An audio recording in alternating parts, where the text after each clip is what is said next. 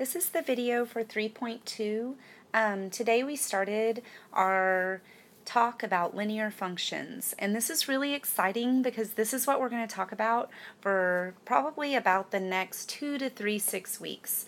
So we have started and we had a great day today.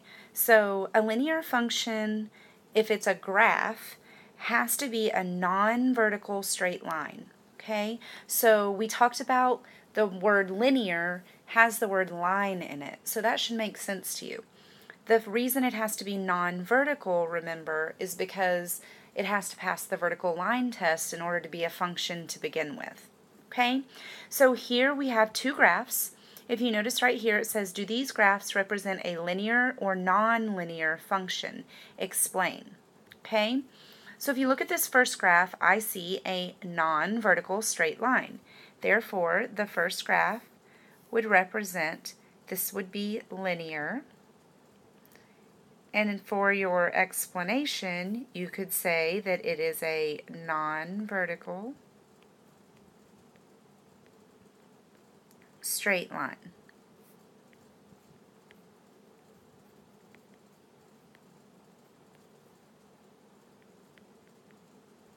Okay? Now, the key here is vertical lines, they are linear, but they're not linear functions. So notice this says linear or nonlinear function, and that's why I have to include that non-vertical part of this. Okay, linear functions are non-vertical straight lines. Since this is a non-vertical straight line, it would be considered a linear function. Okay, now let's look at this second graph. So this second graph is created using two lines, but they meet in a vertex right here. So this is a V-shaped graph, which I told you guys today that this is actually an absolute value function, but you don't have to know that at this point. What you do need to know, though, is that this is non-linear. It is non-linear because it is V-shaped. Or you could say that it is it's not a non-vertical straight line, okay? If it's not linear, then it's not a non-vertical straight line, okay? All right, so that's how to tell if a graph is linear. I feel like the graphs are the easiest way because, I mean, is it a straight line? Is it non-vertical? Then it's linear. If it's not those things, then it's not linear. So the next representation that we talked about was how to look at a table of values and see if it represents a linear or nonlinear function. So a linear function that's in a table must have a constant rate of change in x and y. And this constant rate of change, that's going to be a big deal for us for a while because this is going to kind of lay the foundation for slope. So linear functions must have a constant rate of change in x and y. That's what creates that line, that non-vertical straight line in your graph. So here they're asking us if the table represents a linear or nonlinear function, and once again we have to explain. So I'm looking at this first table right here. So the first thing that you want to do is you want to look for the change in y. So I want to know, well, how do you get from 3 to 5? Well, from 3 to 5 is plus 2. How do you get from 5 to 7? Well, 5 to 7 is also plus 2. And then how do you get from 7 to 9? That would also be plus 2. So we're off to a good start because our change in y is going up by 2 every time. So now let's look at our change in x. Here, from 0 to 1 is plus 1. From 1 to 2 is plus 1. And then from 2 to 3 is also plus 1. So I have a constant change in x and y, therefore this table would be linear. So for this one, I would say that it is linear. And you could say there is a constant change in x and y. Okay, if you wanted to be more specific, you could actually say the change in y is y goes up by 2 as x goes up by 1. Okay, so I have that ratio that I'm looking for, that rate of change, the 2 over 1. Okay? All right, so let's look at the second table. So in our second table, when I start looking for my change in y, how do I get from 16 to 8? That would be minus 8. From 8 to 4 is minus 4. And from 4 to 2 is minus 2. Okay, so I notice right away that there's a pattern here, but it's not a constant change in y. Remember, it has to go up or down by the exact same number. Having a pattern does not make it linear.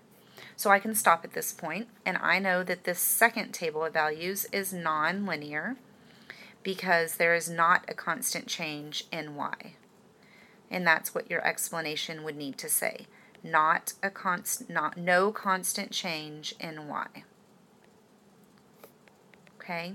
Constant means the same value. It has to go up or down by the same amount. So in this last section that we talked about today, we talked about equations or linear equations. So there's a couple of different forms that we'll be working on over the next, 6 to 8 weeks. But today what we talked about was slope-intercept form. So slope-intercept form is the most user-friendly for most students. I mean, there's other forms that are easily usable as well.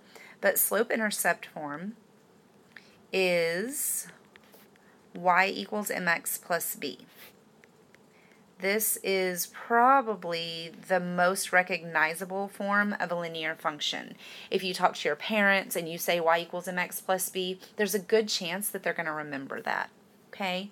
So if an equation can be written in the form of y equals mx plus b, then it's linear. Okay? So there's some rules here. X cannot have an exponent other than 1. So we don't write x to the first power, we just write x. Okay, so notice right here, this equation, I can already rule that out because of that x squared. Okay, so we'll come back to that, but that's what I'm talking about. X has to be to the power of 1. Okay, the second thing is that x cannot appear in the denominator of a fraction. So the denominator, remember, is your bottom number. So as long as x is in the numerator, you're good to go. Okay, so let's kind of look at these equations and talk about them, okay? So this first equation is written as y equals x plus 9, and notice it is in the form of y equals mx plus b. Remember m, which I went ahead and told you this today even though we're not really working on it for a few days, but m is called your slope, and that's the coefficient of x. Here, since I have y equals x, my slope, or m, would actually be 1. Remember, there's a little invisible 1 in front of x. Then the plus 9 is my b.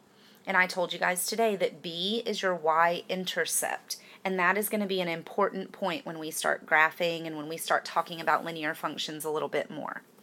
So since this first equation is written in slope-intercept form, I know that this is indeed linear. And I would say that it is written in slope-intercept form. Okay? Or you could say written in the form y equals mx plus b. Okay? All right, so let's talk about that next one. So on our next equation, we have y equals 3x over 5. Okay? So this one is a little trickier because I notice, well, is x in the numerator? Yes. And that's okay. Remember, x just can't be on the bottom of a fraction. So here, y equals 3/5 x is the same thing as 3x over 5. So here, m, which is my slope, is actually 3/5. So that's okay. We're good there. Well, where's my plus b?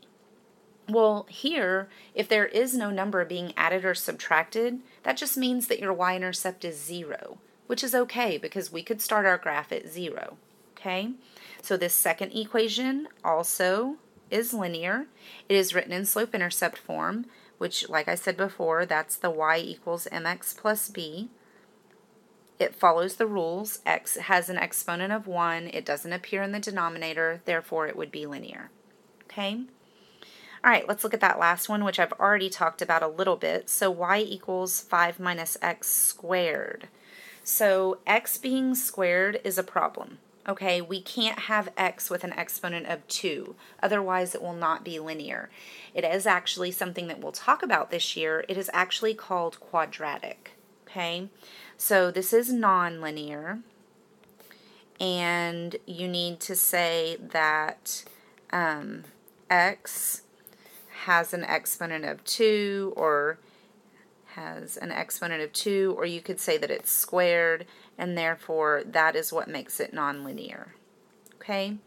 Now in class today, I also showed you that another way you could do this is you could just put these equations into your graphing calculator under y equals and look at the graph. When we graphed these two, they made non-vertical straight lines, and that's why they were linear. When we graphed this one, it made a U-shaped graph, which we called a parabola. Okay, so today we just focused on looking at those different representations and determining if they were linear and nonlinear. And then tomorrow we will follow up with domain and range. Okay, so you guys have a great night. I will see you in class tomorrow.